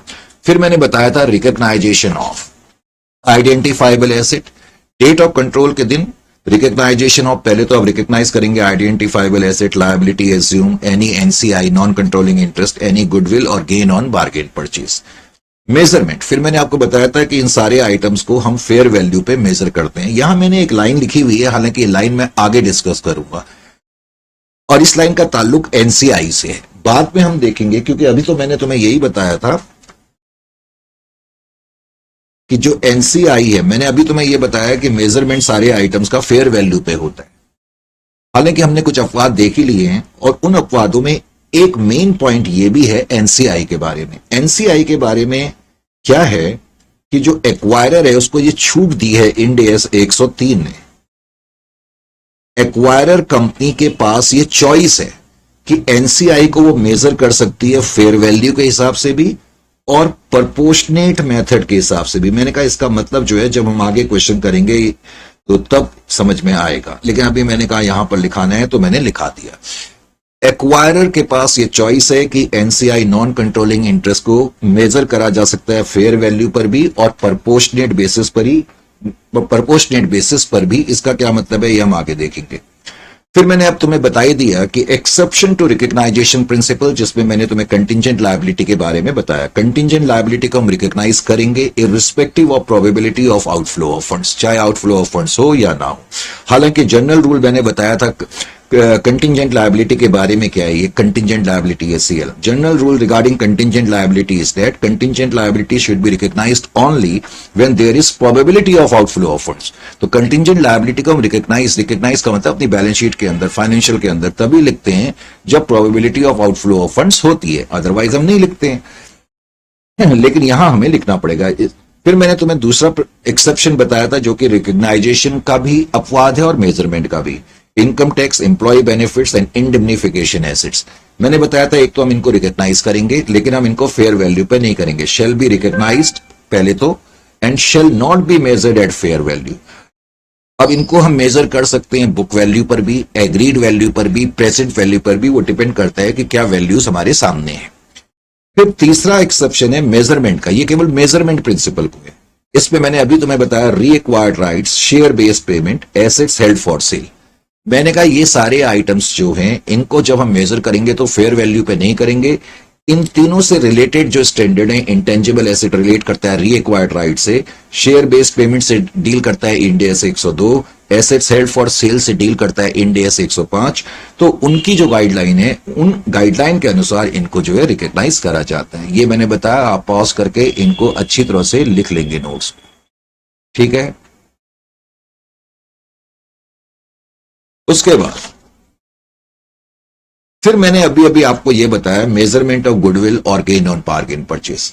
गुडविल को मेजर करने के लिए हम क्या करेंगे, 100% ऑफ नेट आइडेंटिफाइबल एसेट्स पहले लेंगे, जो कि हमने अभी देखा था। हमने जो एग्जांपल लिया था उसमें मैंने कहा 1000 कितना 1800 माइनस 600, 1200 उनके नेट आइडेंटिफाइबल एसेट्स थे। उसमें से फिर हमने नॉन कंट्रोलिंग इंटरेस्ट का हिस्सा देखा, share of non controlling interest holders in Nipah, Nipah का मतलब नेट आइडेंटिफाइबल एसेट्स। और जो बच गया वो ये बताता है कि एक्वायरर के हिस्से में इतना अमाउंट आया और उसके लिए हमने इतना कंसीडरेशन पे करा। अगर कंसीडरेशन का अमाउंट इससे ज्यादा होगा तो गुडविल आएगी, कंसीडरेशन का अमाउंट इससे कम होगा तो गेन ऑन बार्गेन परचेज आएगा। इसी को समझने के लिए एक एग्जांपल और देख सकते हो। मान लेते हैं कोई एंटिटी ए है, उसने 80% कंट्रोल हासिल करा इस कंपनी के ऊपर। तो ये कंपनी ए एक्वायरर है, ये लीगल एक्वायरर है और यही अकाउंटिंग एक्वायरर माना जाएगा, क्योंकि अगर क्वेश्चन में कुछ और नहीं कहा जाएगा, जो कि 99 के 100% नहीं कहा जाएगा, इसलिए तुम्हारे लेवल पे एक्वायरर ही, जो लीगल एक्वायरर होगा वही अकाउंटिंग एक्वायरर होगा। ये लीगल एक्वायरी है। कंट्रोल मान लेते हमने इस दिन 80% कंट्रोल हासिल करा, और 80% कंट्रोल हासिल करने के लिए हमने 15 लाख रुपए दिए। 1/12 2023 को लेटर से कंट्रोल हासिल करा, ये डेट ऑफ एक्विजिशन या डेट ऑफ कंट्रोल है। हम ये भी मान लेते हैं कि डेट ऑफ कंट्रोल के दिन नेट आइडेंटिफाइबल एसेट यानी कि assets minus liability acquiree company के 10 लाख के, सिंप्लिसिटी के लिए। तो अब हम क्या करेंगे, सबसे पहले अब मेरे को इसमें गुडविल की वैल्यू कंप्यूट करनी है, तो मैं कैसे करूंगा, तो ये मैं रफ में आपको करके दिखा देता हूं, इस वाले की भी लीजिए जी। सबसे पहले तो मैं क्या करूंगा, मैंने 15 लाख, चलो मैंने यहां वैसे करा ही हुआ है, रफ में क्या करूं, ये यहां पर ये शीट पड़ी, एक्चुअली मैं शीट ढूंढ रहा था। पहले तो मैं ये देखूंगा कि जिस कंपनी को हम टेक ओवर कर रहे हैं उसके नेट आइडेंटिफाइबल एसेट कितने हैं, 10 लाख के हैं। तो 100% of net identifiable asset 10 lakh के। लॉजिकली समझना है, क्रैम नहीं करना है। अगर आप क्रैम करोगे कभी लाइफ में कुछ बात बनेगी नहीं। अब जिस कंपनी को आप टेक ओवर कर रहे हैं, डेट ऑफ कंट्रोल के दिन उसके इतने एसेट हैं, बस अब आपने इसको 2 हिस्सों में बांटना है। नॉन कंट्रोलिंग इंटरेस्ट, क्योंकि 80% कंट्रोल आपके पास है, तो नॉन कंट्रोलिंग इंटरेस्ट होल्डर 20% है। देखो यहां मैं जो नॉन कंट्रोलिंग इंटरेस्ट की वैल्यू देख रहा हूं ना, ये प्रोपोर्शनेट मेथड बेसिस पर देख रहा हूं। हालांकि एनसीआई को हम फेयर वैल्यू बेसिस पर भी मेजर कर सकते हैं, वो कैसे करेंगे वो अभी बाद में हम देखेंगे। तो शेयर ऑफ एनसीआई 10 लाख में से एनसीआई का प्रोपोर्शन 20% है, तो मैं कहूंगा 10 लाख के एसेट्स में से 2 लाख के जो नेट एसेट्स हैं वो एनसीआई के लिए बचे, एनसीआई के हिस्से में आए। बाकी जो 8 लाख बचे, share of acquirer in net identifiable asset of acquiree on the date of acquisition. Date of acquisition के दिन एक्वायरी के जो नेट एसेट 10 लाख के थे उसमें से हमारा हिस्सा 8 लाख का आया। तो ये लॉजिक से हम पढ़ रहे हैं। अब 8 लाख के लिए मैंने 10-15 लाख रुपए पे करे, काफी ज्यादा अमाउंट पे करना पड़ा, तो 7 लाख रुपए ये गुडविल है। अब जब नेक्स्ट चैप्टर में हम आपसे अब जब नेक्स्ट सेशन में मेरी आपसे मुलाकात होगी तो हम सेक्शन 1 की तरफ जाएंगे। सेक्शन 1 में हमने बहुत सारे क्वेश्चन रखे हैं, तकरीबन 11 क्वेश्चन रखे हैं, जिनका ताल्लुक goodwill, non controlling interest holders और गेन ऑन बारगेन परचेज से है। उसमें हम एनसीआई एट फेयर वैल्यू के बारे में भी बात करेंगे। तो ठीक है, ये सेशन मेरे को उम्मीद है कि आपको पसंद आया होगा। तो नेक्स्ट सेशन में फिर मेरी और आपकी मुलाकात होगी, और काफी रफ शीट्स आज जमा भी हो गई हैं, यहां पर तुम देख रहे हो, ये कम से कम काफी शीट्स हैं। तो नेक्स्ट सेशन में फिर आपसे मुलाकात होगी, ठीक है। Okay then, have a good night and God bless you.